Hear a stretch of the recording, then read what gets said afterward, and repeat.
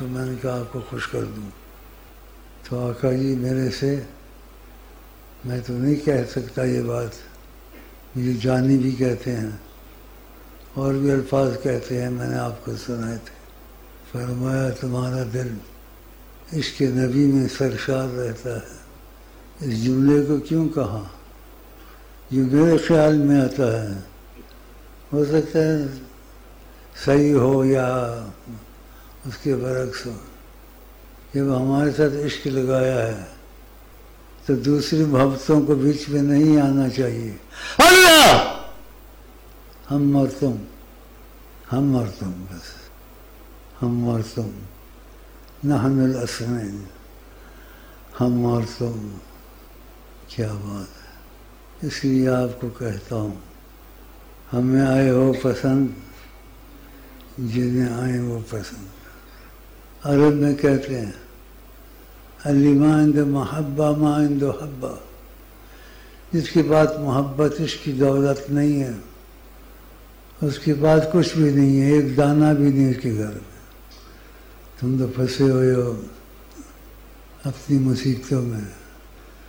میں جو یہاں آیا ہوں عشق بانٹنے آیا ہوں، اسی کا عشق سے سرشار ہے. تم اپنا کام جو کرتے ہو کرو، میرے سے دل لگا لو. اگر میرے اندر جلتا چراغ ہے عشق محمد صلی اللہ علیہ وسلم کا، تمہارے اندر آگ انشاءاللہ لگ جائے گی. آقا جی تم سے بات چیت کریں. ایسے ہوا ہے ہر شیخوان دائم فراموش کر دائم. اللہ والوں کی شعر ہے. جو یاد تھا علم سارا بھول گیا میں، اللہ حدیث یار تکرار بھی کروں. بس ایک یار کا نام ہے وہ یاد رکھا ہوا، اسی کو پڑھتا رہتا ہوں. ہو گیا علم پڑھنے سے غالب سے اللہ. تو کیا کی پڑھنا؟ کیا میں کچھ نہیں پڑھنا، اللہ اللہ اللہ اللہ کر کے چلا گیا. میرے کو رہا کہ میں نہیں کھپاواں گا تمہیں، دو چار نعرے بنوا کے مجذوب بنا دیا گا انشاءاللہ، یا کتب بنا دیا گا یا غوث بنا دیا گا. آقا جی کی مدد میرے نال ہے. میں کیا سرشار ہے تمہارا دل عشق رسول.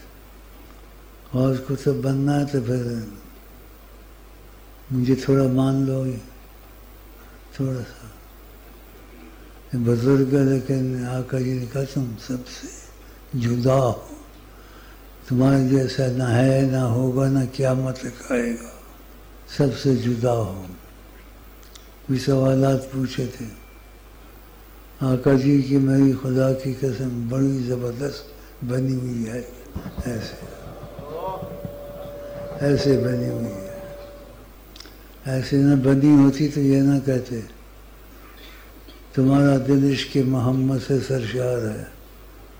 میں نے کہا لبیک یا رسول اللہ و سعدیک عبدکم بین یدیکم.